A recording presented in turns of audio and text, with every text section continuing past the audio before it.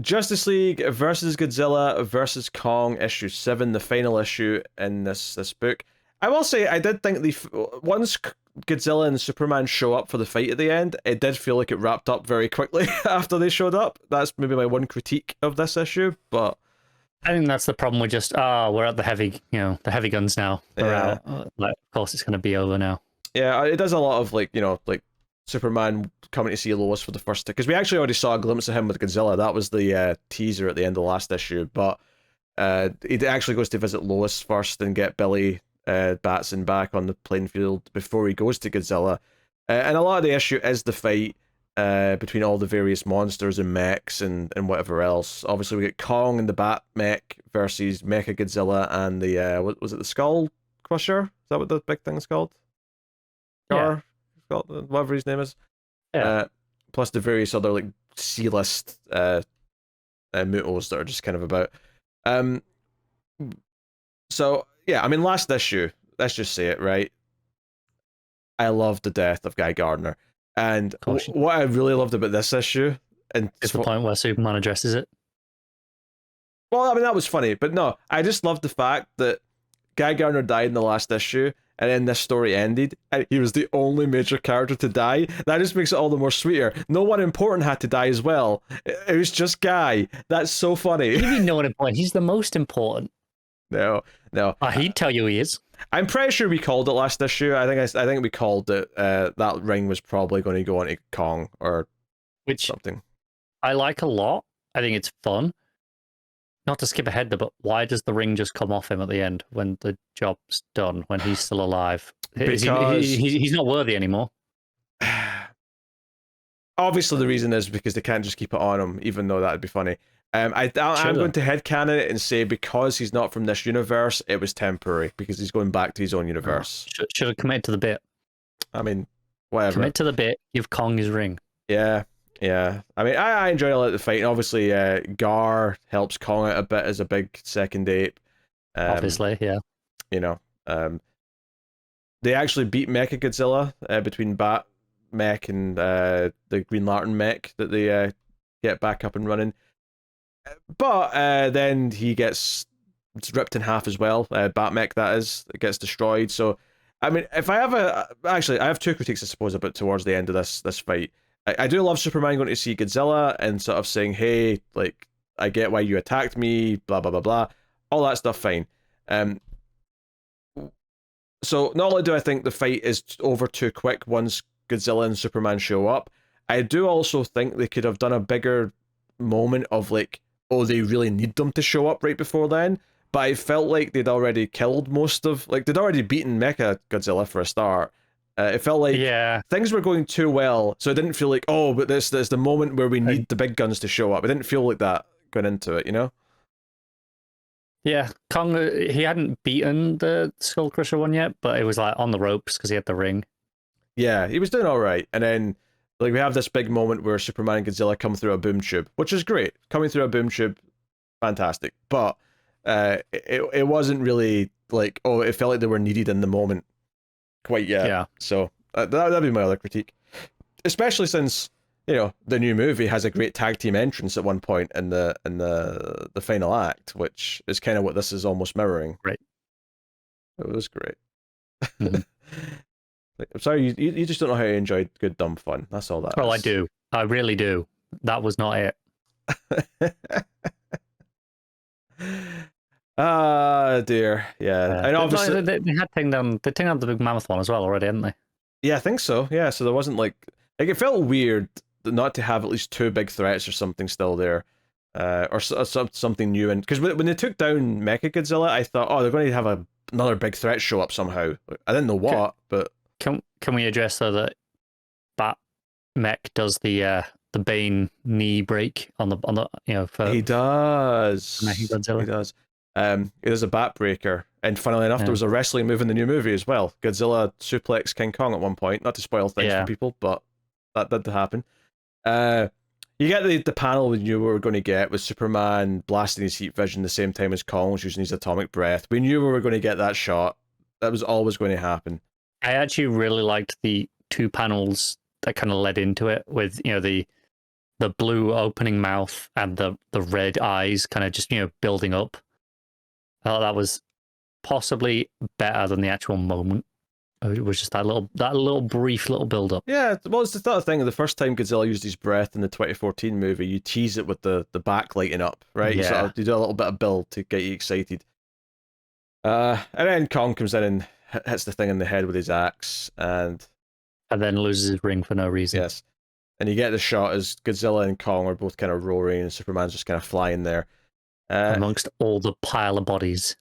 Yeah. So, yeah, the ending feels a little bit rushed, especially the Dreamstone was just in Godzilla's foot from when he stepped on Toyman. It's just kind of like, okay, I guess that's like a funny resolution, but this feels kind of neat and tidy so that we don't have to bother looking for it. Yeah. So. Yeah, we had an extra issue, kind of, than what I think you probably expect from this book. Because, usually it's 6, we got 7. And I don't think they can justify another whole extra issue to do this stuff. But yeah, it probably could have done with a few more pages at the end of actual epilogue wrap-up stuff. Yeah. Or if they did do an 8th issue, I feel like you don't do all the fighting stuff in this one, you do some of it in the next one, but you would have maybe like a subplot of someone looking for this Dreamstone, like, oh, okay, like a couple of heroes are designated to do that because we need to find this to send them home or something and make more of a thing out of it. But, obviously they had 7 issues, maybe, I don't know, if the Dreamstone need to be found for like a corner that they'd written themselves into, so they just got out of it in the kind of the silliest way possible. So yeah. Also, I feel like we've seen Clark proposing to Lois a lot recently. Like every single one of these alt universes or crossover, just Elseworlds, a lot of them seem to have them at this exact point in their relationship. What was the last comic to do? I know, are you maybe thinking of the Death of Superman animated movie, which was a few years ago? No, I am as well. I'm including that as well. Yeah, that's the only example I can think of. I don't remember another one. I'm sure there was another one. I'm sure there was another one not too long ago, but I can't remember what it was. It feels like I've seen a lot recently compared to, a couple of years ago. It is a bit interesting they chose to do it though, because otherwise it mostly just feels like present day DCU. Because you've got Jessica Cruz as a Green Lantern, you've got like modern versions of a lot of the characters there. It really just feels like modern DCU, but except Superman and Lois are at engagement levels rather. Yeah, I don't know quite like what is the reason for this choice that they're making. Like why? Because the final page of the book is them being like, "Hey, we're engaged now. Let's hug."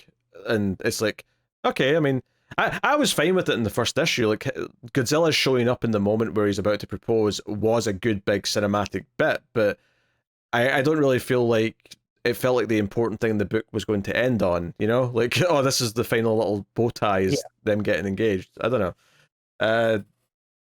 Well, it probably, do you know what? That would have probably worked had they just gotten engaged here in the last page, but they didn't, because they got engaged when they met at the start of the issue.